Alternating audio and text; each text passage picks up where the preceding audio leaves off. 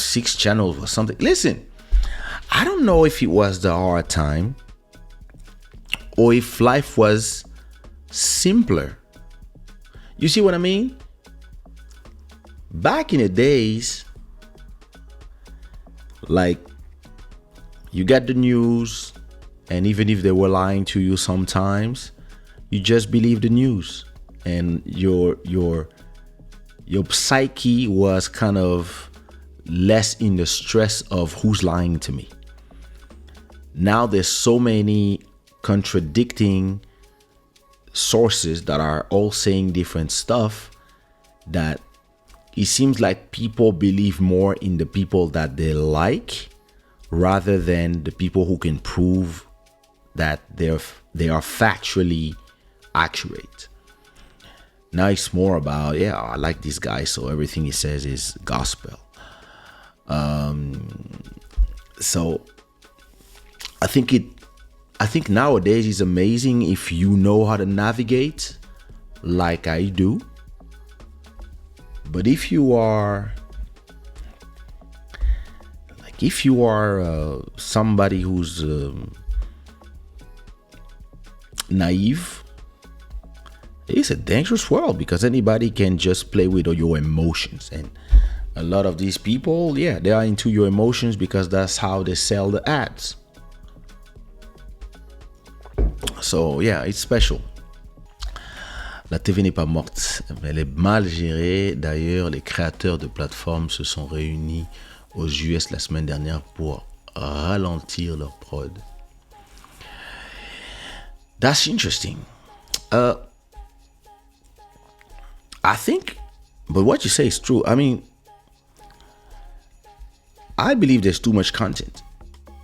But at the same time, there's 200, 300 million paying subscribers who need new content all the time. So it's kind of complicated because you have to come out with a whole show, a bunch of whole shows all the time. But at the same time, these people are pouring a lot of money that is coming monthly. So once all these people find the right business model that works for them and they know how to expand, that's crazy. It's just too bad for me that, for example, when we want to talk about the West Indies, I think a group like Trace would have done an amazing streaming service where you can play their music, but also with a lot of original content, reality shows, games, movies, series. Like, you need that type of local content.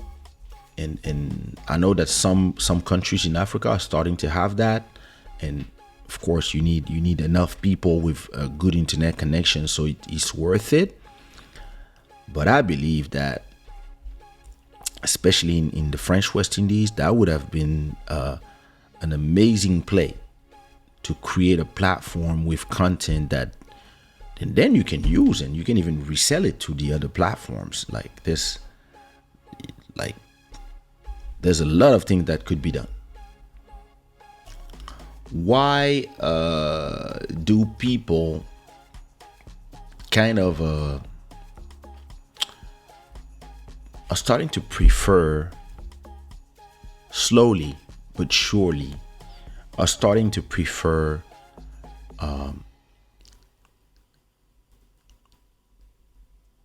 something that they can't control rather than something that they are watching passively? Because I mean, you can watch YouTube passively. You just put the autoplay and you let the algorithm play videos after videos. Me, I like to choose what I'm watching after I watch a video. So I don't have autoplay on. I just navigate and click on what I'm interested in. But I think the first thing is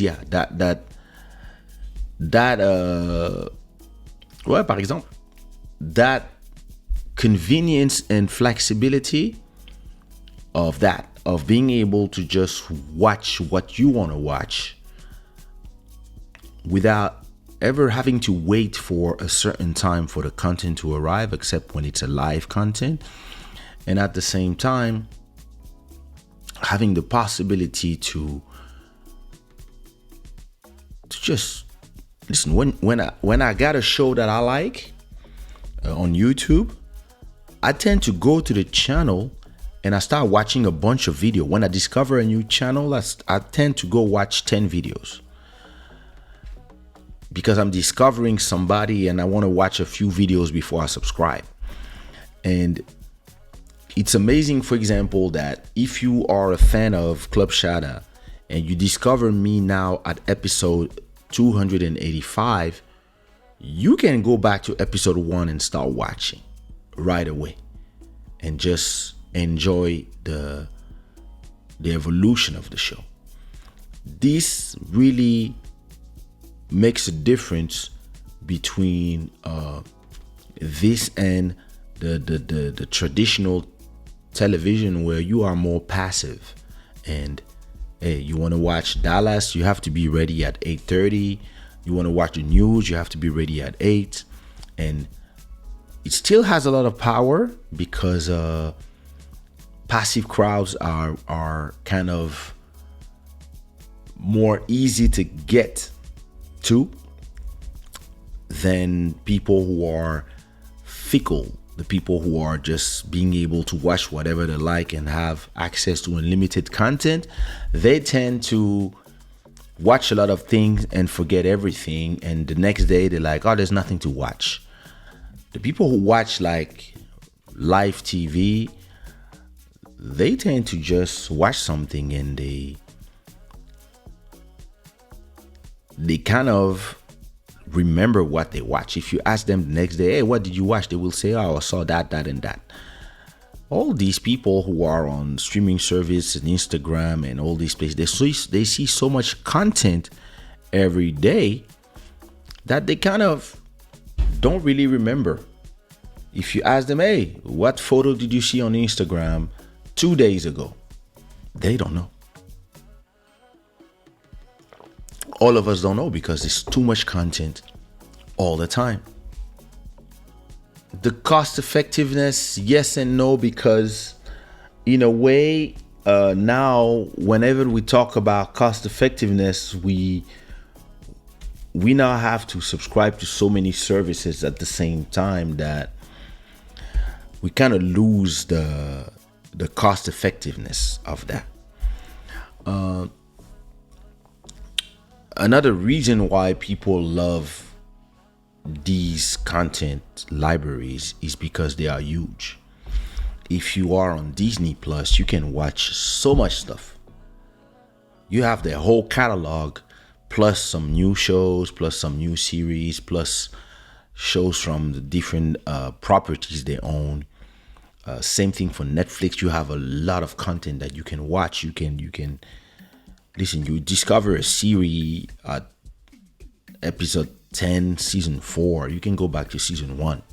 Like, you have this possibility to watch a bunch of content. And I believe the AI part, like I told you, the personalization done by the algorithms is actually great, because if you enter both Netflix or YouTube or any of these services front page from my account or my wife's account or my sister-in-law's account or my daughter's account or my son's account, it's like if you are in 5 different places, because it's really based on our watching habits.